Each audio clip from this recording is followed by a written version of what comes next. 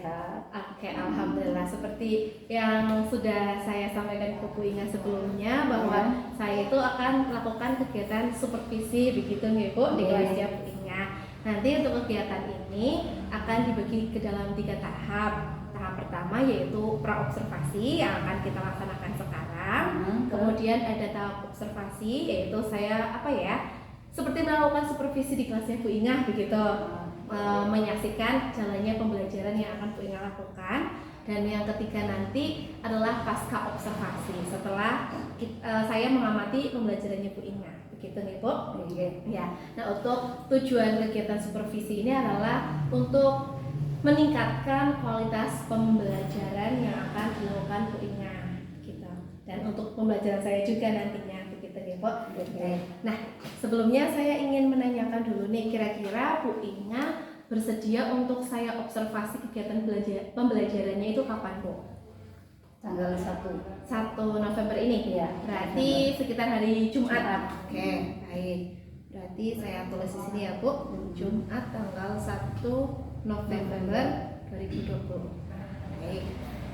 Untuk mata pelajarannya, pelajaran apa nanti kira-kira? Ya, ambil pendidikan Pancasila. Pendidikan Pancasila. Oke, baik. Materinya kira-kira apa? Materinya hak dan kewajiban. Oke, materi tentang hak dan kewajiban begitu ya, Bu. Untuk waktunya nanti berarti dilaksanakan pukul berapa untuk pembelajarannya, Bu? Ya, berarti jam pertama. Ya, jam pertama. Oke, baik. Sekitar 2 JP berarti ya, Bu. Baik, sebelumnya Bu Inga ini merupakan guru kelas 5, betul? Di SD Negeri 1 Tanjung Muri. Baik, ya. Tadi Bu Inga menyampaikan kalau pelajaran yang akan diobservasi oleh saya yaitu mata pelajaran pendidikan Pancasila, materinya adalah hak dan kewajiban. Nah, kalau boleh tahu nih Bu, tujuan pembelajaran yang hendak Bu Inga capai untuk materi hak dan kewajiban ini apa Bu? Tujuannya yaitu saya ingin maksudnya agar siswa dapat menemukan hak dan kewajiban baik di lingkungan rumah, sekolah maupun di lingkungan masyarakat. Oke, berarti siswa dapat menentukan ya, gitu ya, dapat menentukan. Iya, dapat menentukan tadi ya ada hak dan kewajiban di lingkungan rumah, sekolah maupun masyarakat. Oke, baik. Jadi tadi itu tujuannya lah.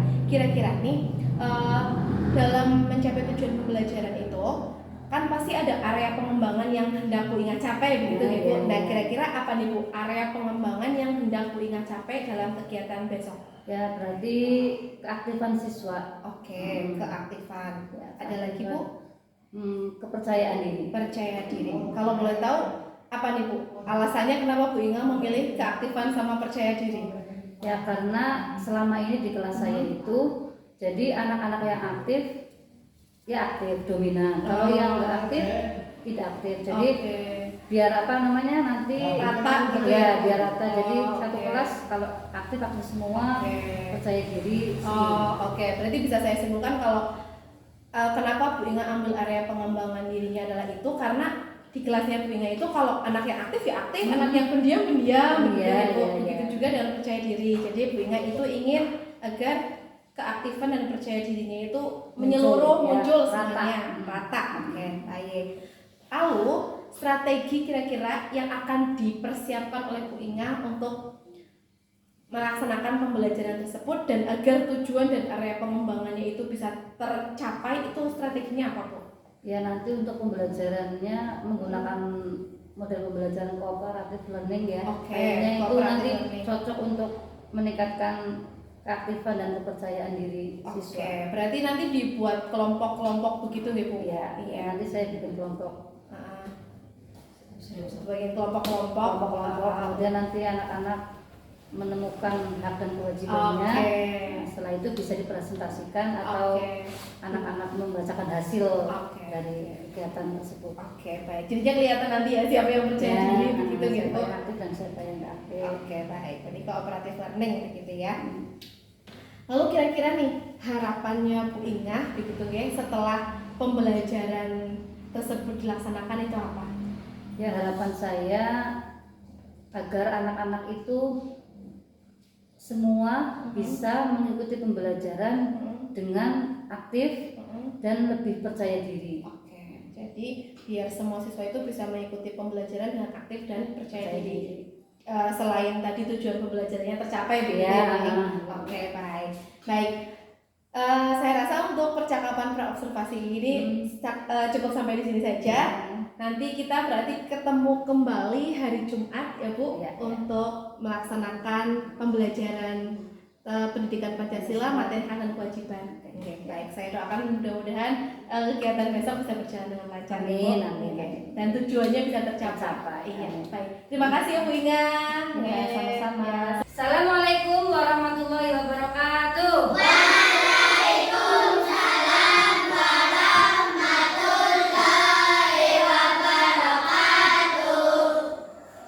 Bagaimana kabarnya hari ini? Baik. Oke, sekarang sebelum memulai pembelajaran, seperti biasa kita berdoa dulu, nggih? Nggih. Berdoa dipimpin Nudi.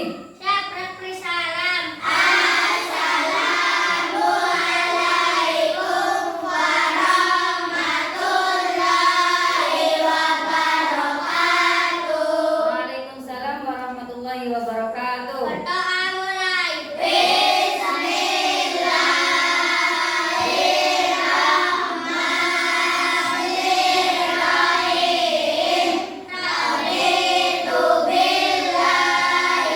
Tepuk satu, tepuk dua, tepuk tiga, tepuk empat, tepuk lima. Oke, kalian siap belajar? Oke, sekarang coba kalian buka buku pendidikan Pancasilanya. Diambil, nggih? Dan di Nah, diambil, kalian bawa kan? Bawa ya.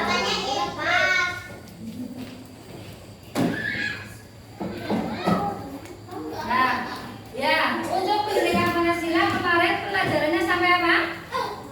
Sampai apa?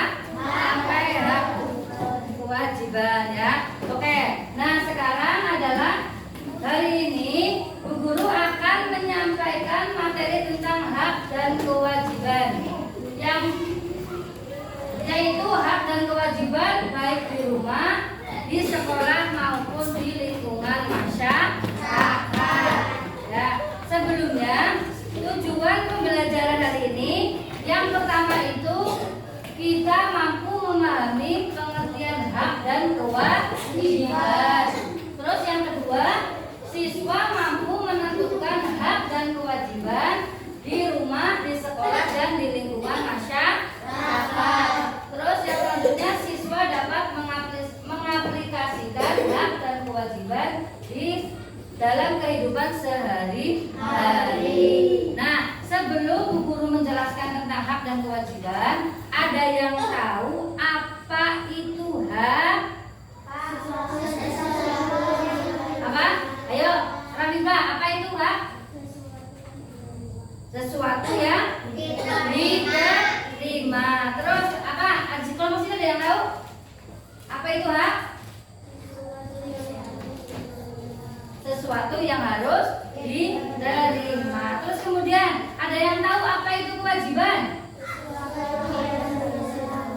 Sesuatu yang harus dilakukan. Ya, nah. Selanjutnya, nah, hak dan kewajiban. Di sini pengertian hak sendiri adalah hak merupakan segala sesuatu yang harus diterima oleh setiap individu setelah melaksanakan kewajiban. Jadi kamu itu mendapatkan hak itu setelah kamu melaksanakan kewajiban.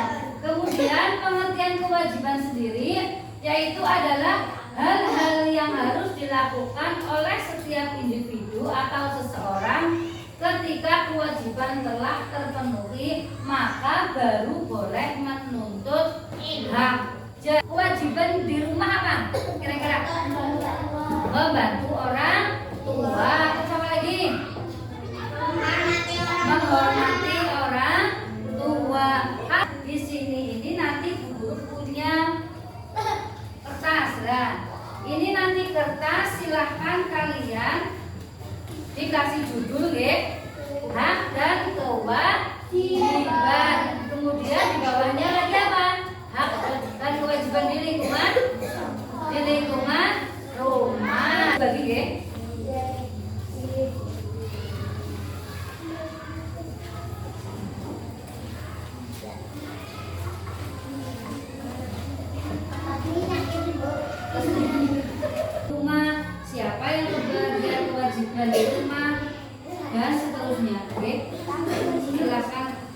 bekerja sama, nggih? Ya, sudah siap? Paham? Ada yang ditanyakan? Kalau tidak ada yang ditanyakan, silakan sekarang kalian mulai mengerjakan. Kamu yang duduk, kamu yang duduk.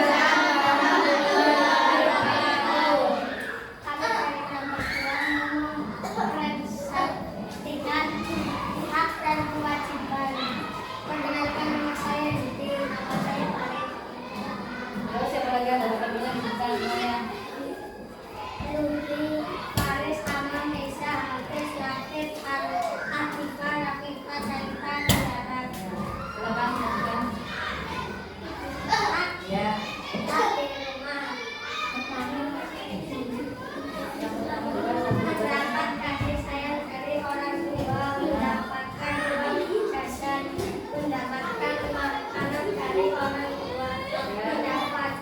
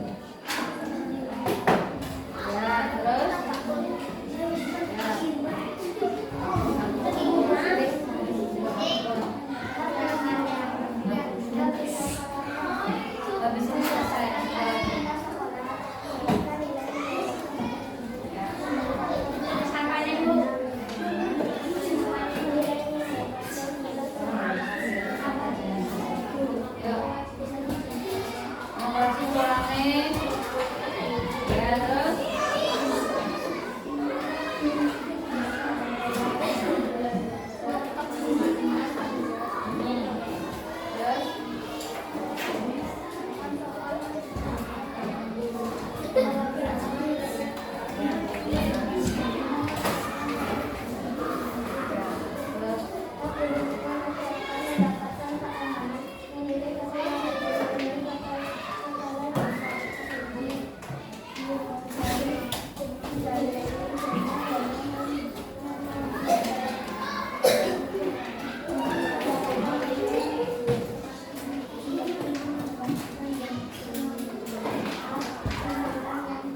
Ya, terus kewajiban dengan masyarakatnya. Ya. Ya.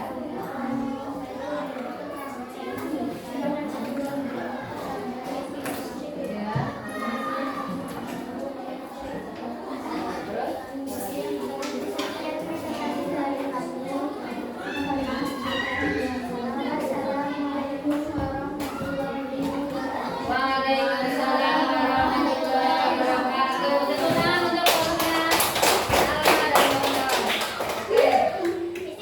Oke, nanti dulu. Oke, selanjutnya. Jadi, setelah tadi kamu mengerjakan hak dan kewajiban, tadi kesimpulannya apa itu hak dan kewajiban? Apa hak tadi? Sesuatu yang harus diterima. Kemudian apa itu kewajiban? Ya, terus kemudian hak di rumah apa tadi? Membantu. Ayo apa membantu? Pak membantu apa? Kewajiban apa?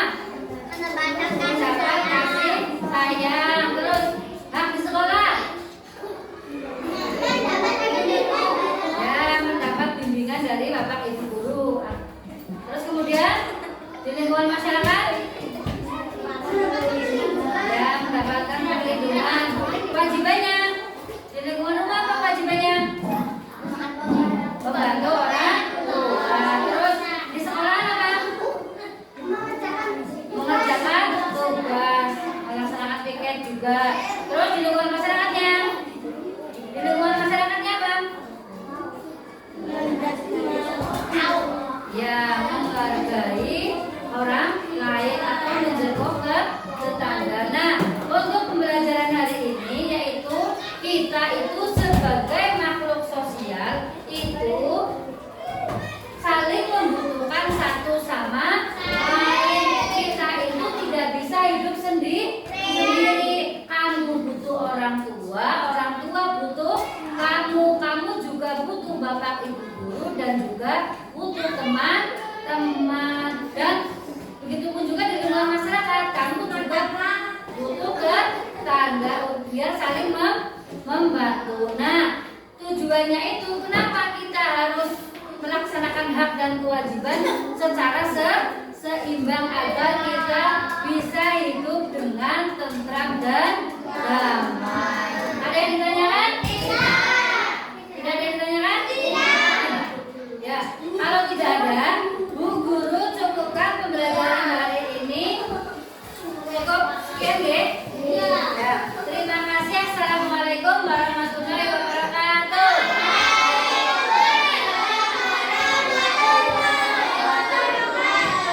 Oke, kali. Assalamualaikum Bu Inga, bagaimana kabarnya hari ini? Waalaikumsalam, alhamdulillah sehat. Oke, alhamdulillah. Ini bugar ya? Iya.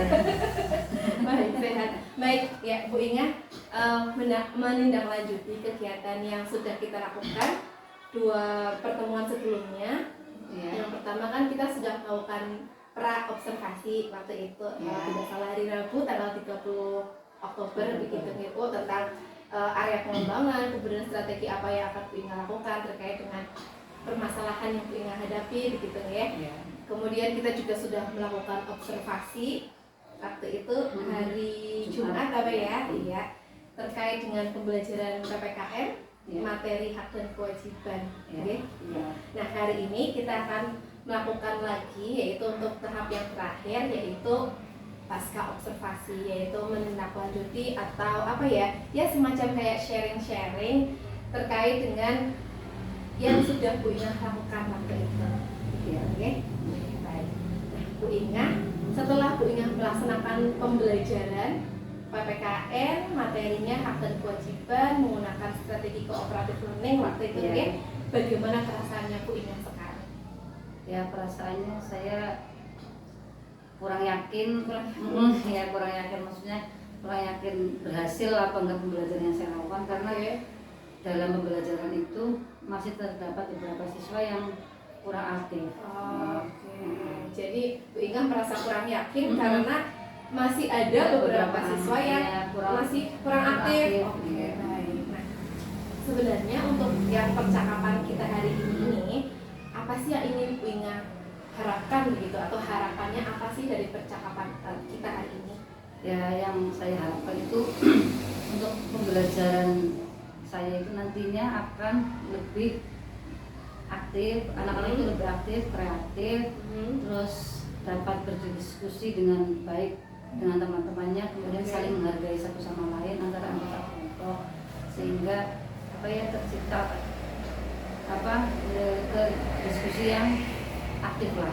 Jadi tidak ada yang dominan satu kelompok itu. Oke, berarti jadi harapannya Bu Inga itu nantinya pada pembelajaran berikutnya begitu ya, siswa-siswanya Bu Inga itu bisa aktif secara menyeluruh, Ya, begitu. Tidak ada anak yang dominan, terlalu dominan gitu ya, Bu.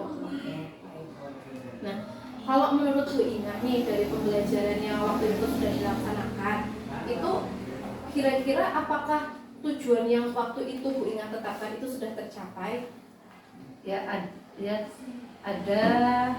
ada yang sudah aktif. Jadi kalau tujuan pembelajaran sendiri kan kemarin itu untuk menentukan aktif sama percaya diri. Ya, percaya diri.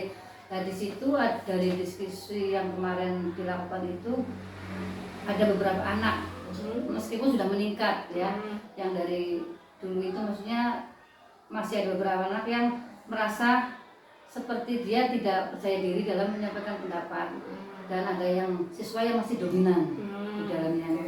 Oke, baik, berarti secara tidak langsung ya sebenarnya tujuannya sudah tercapai, cuma belum terlalu signifikan Ya, mungkin belum gitu. ya.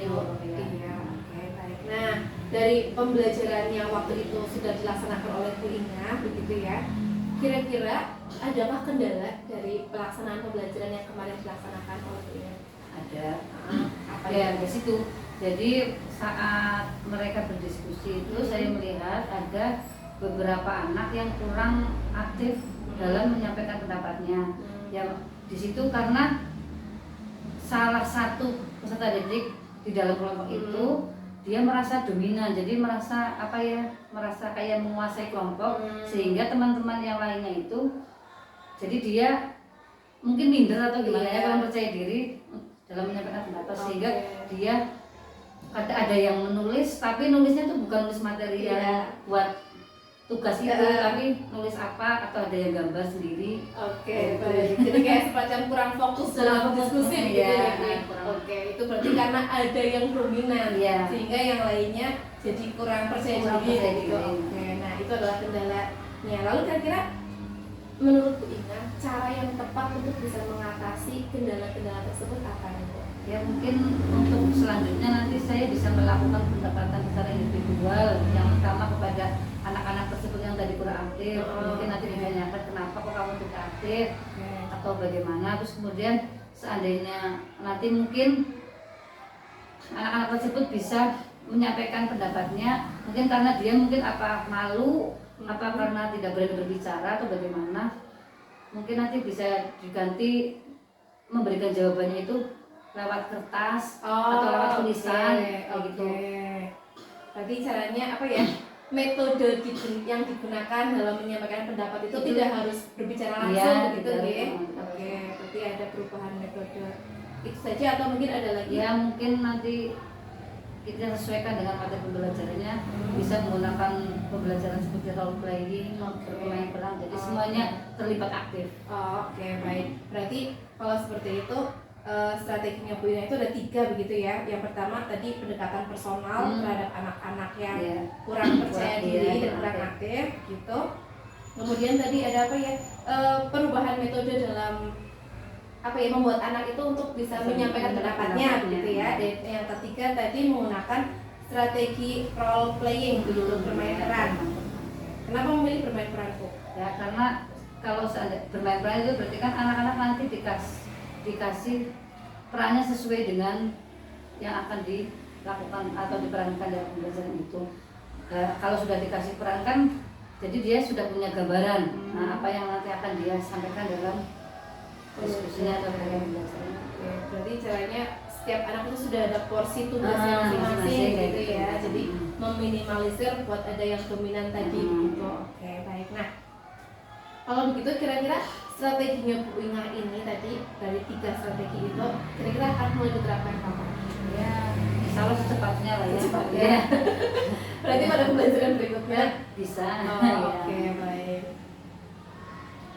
Baik, berarti nanti saya tunggu mungkin ya Bu kabar selanjutnya gitu Ya, setelah Bu perkembangannya Inga ya. setelah menyampaikan atau menggunakan strategi barunya begitu ya. Baik, nah menurut Bu Inga nih tadi yang sudah kita lakukan percakapan ini, kira-kira apa yang sudah dapat Bu Inga simpulkan dari percakapan kita hari ini?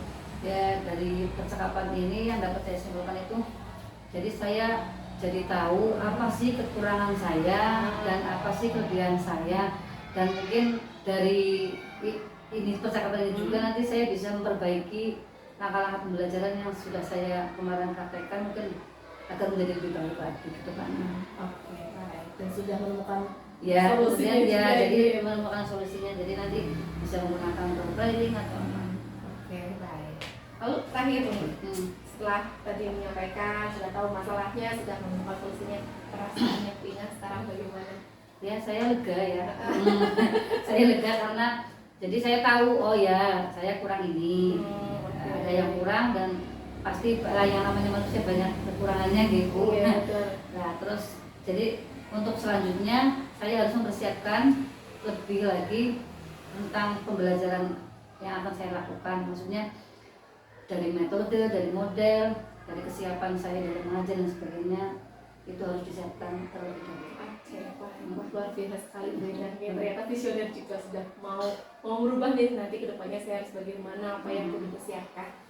Baik, saya doakan semoga apa yang Bu Inga rencanakan ini bisa berjalan dengan lancar. Mudah-mudahan tujuannya Bu Inga tadi di awal kan menetapkan 2, keaktifan sama percaya diri. Tapi kemarin katanya sudah ada peningkatan tapi belum semuanya begitu ya. Mudah-mudahan di pertemuan-pertemuan berikutnya dengan strategi barunya Bu Inga ini, mudah-mudahan satu kelas sudah bisa aktif semua, sudah bisa percaya diri semua begitu ya Bu Inga. Oke, baik. Sukses selalu untuk Bu Inga. Saya tunggu kabar terbarunya. Sama-sama. Terima kasih juga. Terima kasih ya Bu Inga. Assalamualaikum warahmatullahi wabarakatuh. Waalaikumsalam warahmatullahi wabarakatuh.